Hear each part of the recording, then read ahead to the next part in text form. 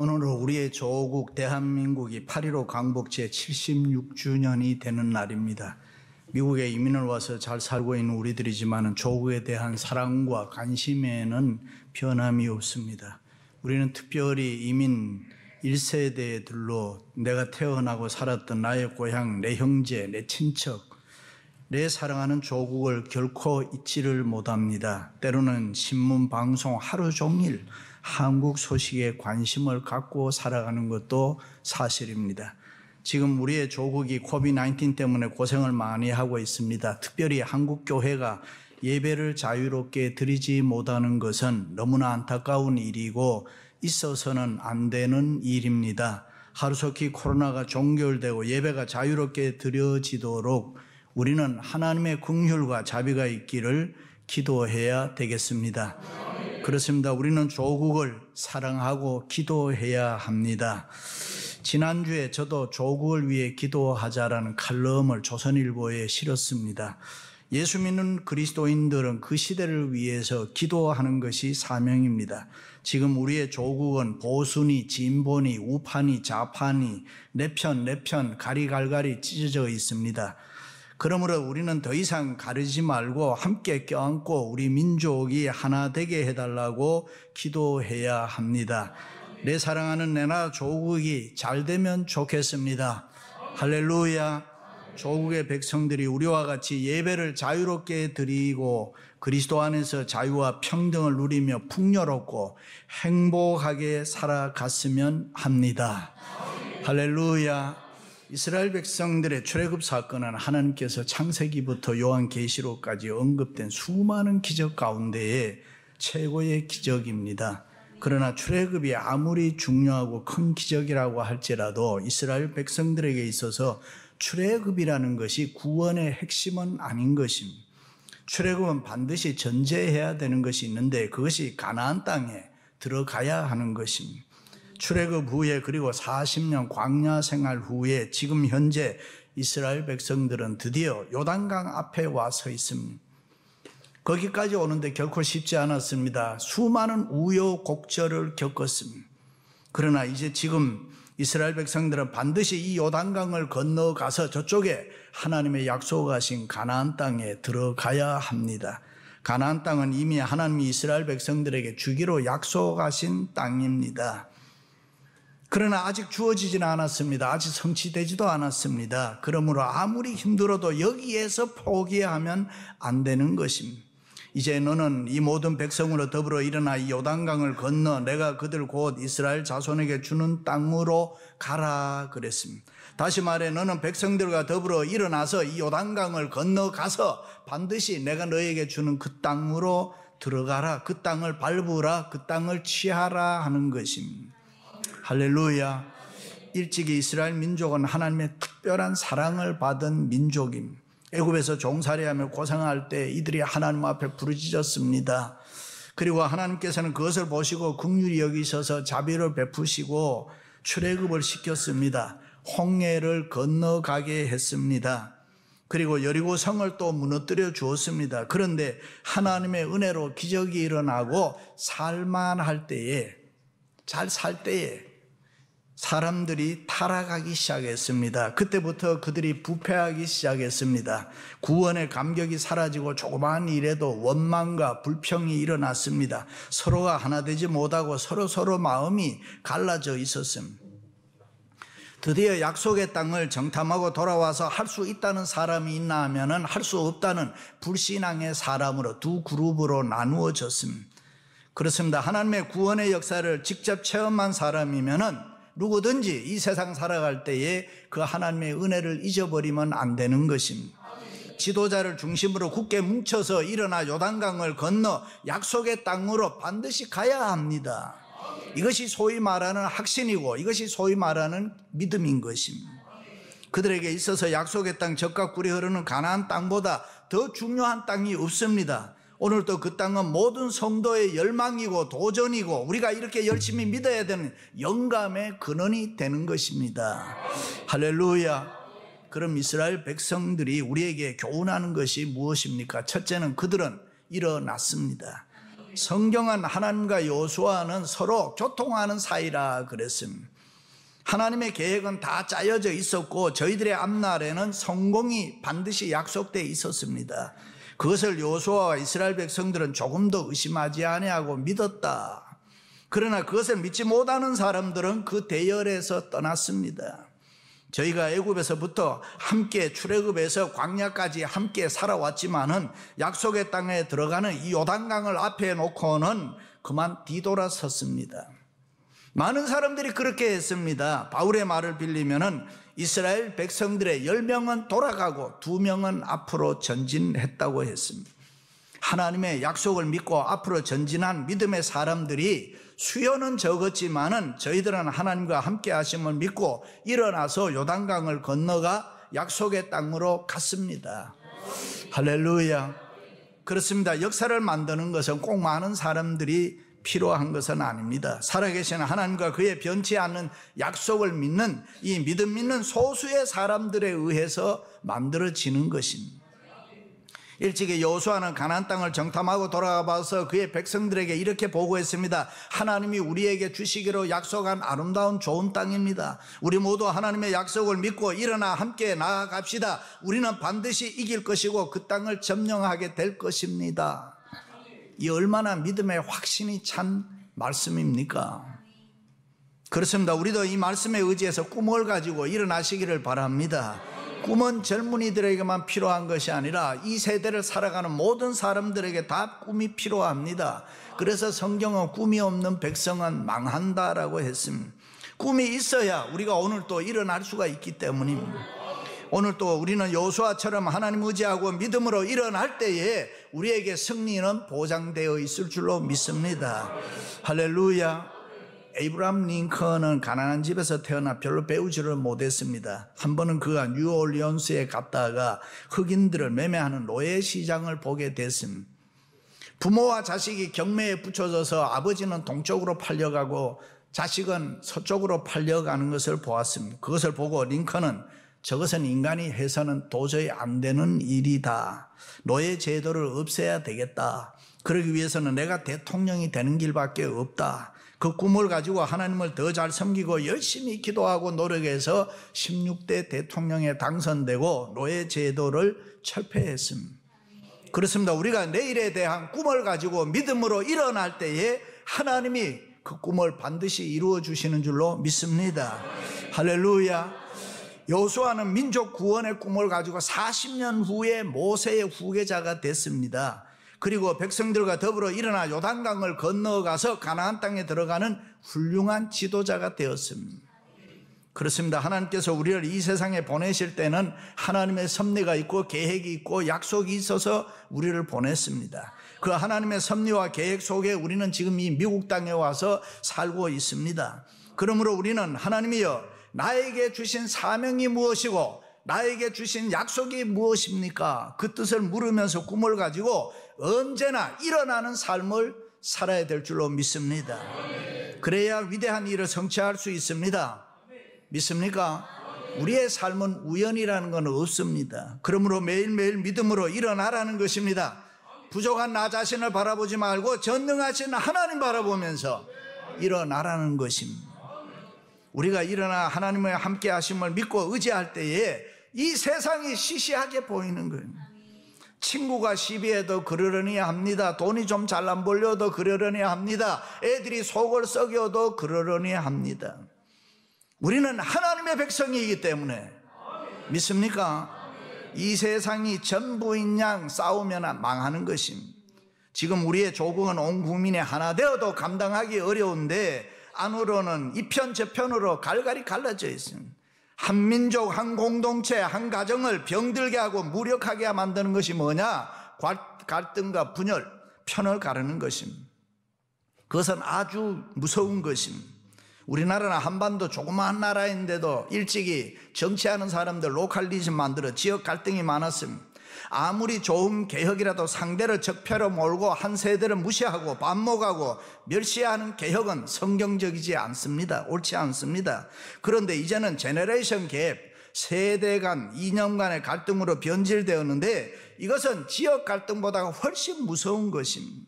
전쟁 세대, 해방 세대, X세대, N세대, Y세대, 386세대, 우리는 알지도 못하는 그런 세대. 그런데 여러분, 유대인들에게는 이 제너레이션 갭이 없다는 거 알잖아요. 수천 년 나라도 없이 디아스포라로 세계에 흩어져 살았지만은 그들은 하나된 단일한 단독 민족인 것입니다.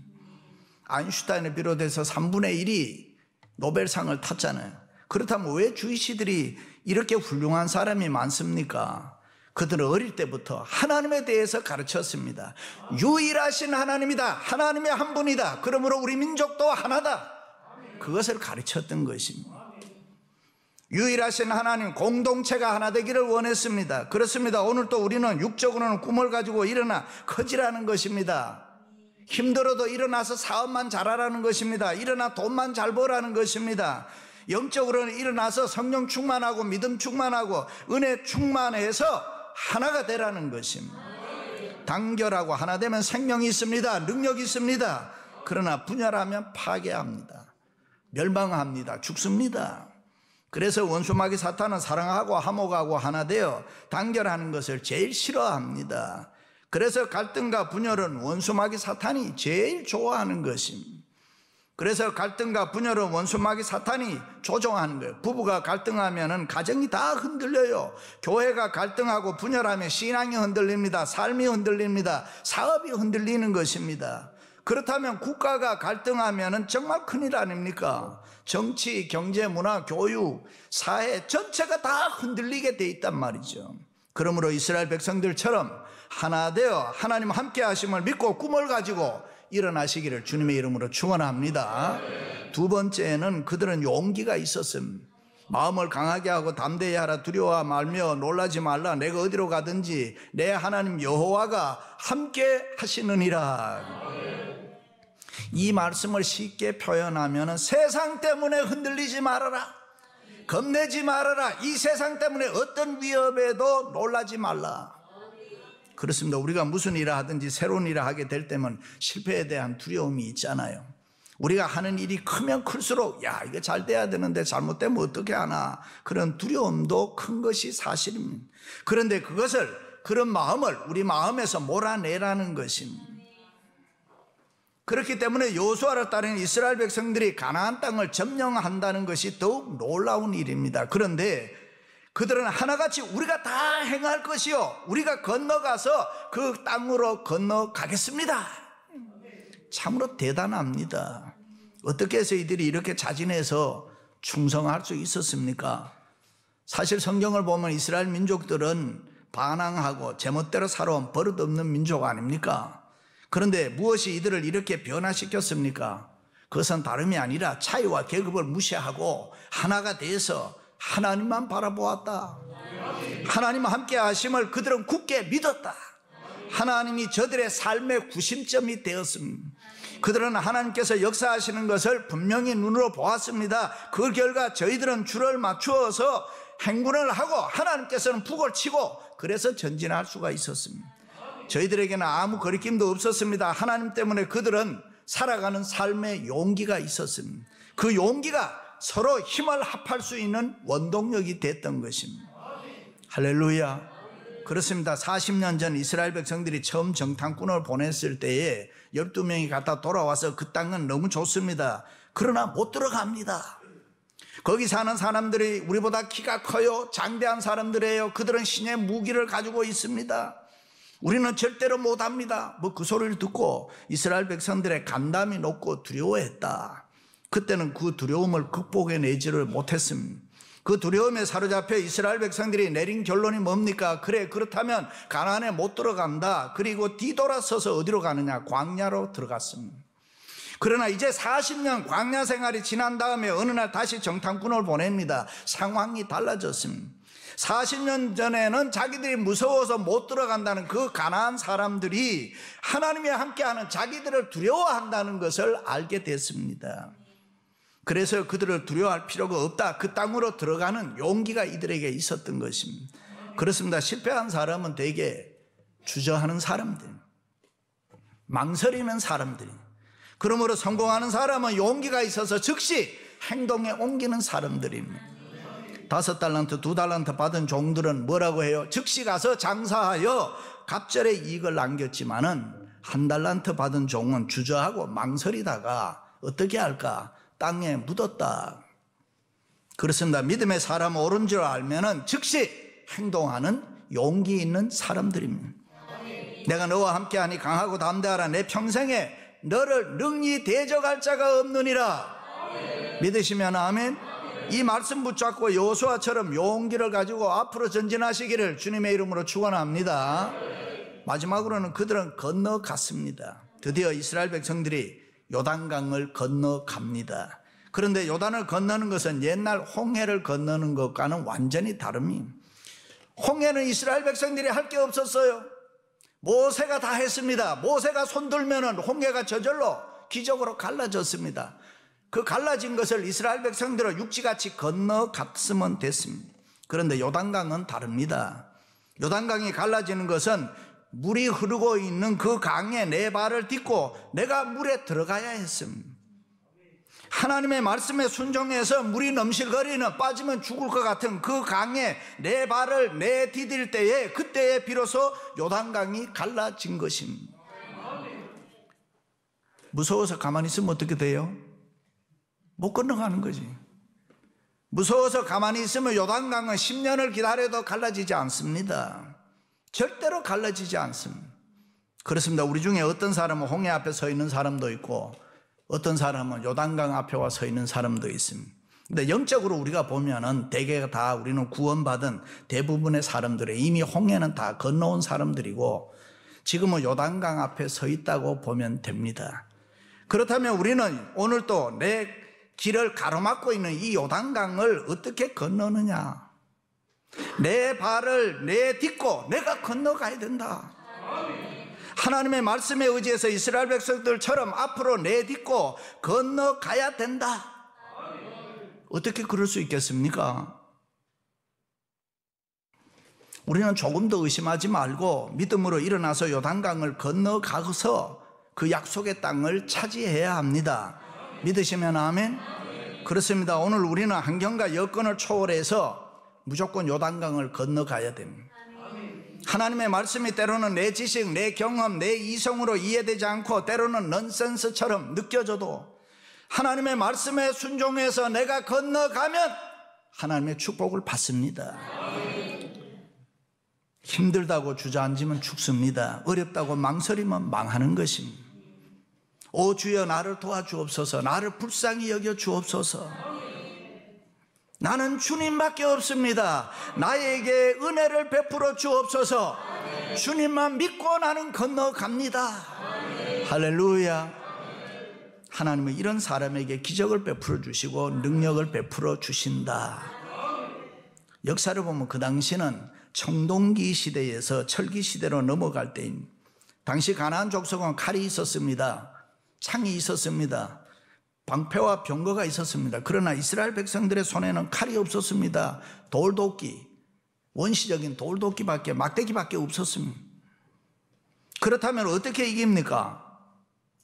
막대기 들고 창 가지고 있는, 칼 가지고 있는 사람 싸워 이길 수 있겠습니까? 그것을 알고 계시는 하나님께서 미리 말씀을 해 주었습니다. 앞으로 너희들이 상상하지도 못했던 기골이 장대한 민족과 너희들이 싸울 것이다. 너희들이 간담을 서늘하게 하는 무기를 보게 될 것이다. 그러나 겁내지 마라. 거기서 내가 너희에게 이길 방법, 승리의 비결을 가르쳐 주마. 그렇게 하시면서 주신 말씀이 이 율법책에서 내 입을 떠나지 말게 해라. 너는 좌로 우로 치우치지 말고 하나님의 말씀을 가지고 항상 묵상하여 그 안에 기록된 대로 다 지켜 행하라. 그리하면 내 길이 평탄하게 될 것이고 내가 형통하게 되리라. 할렐루야. 그렇습니다. 이 말씀이 중요한 이유는 그 가나안 땅은 이스라엘 백성들이 가서 빼앗는 땅이 아닙니다.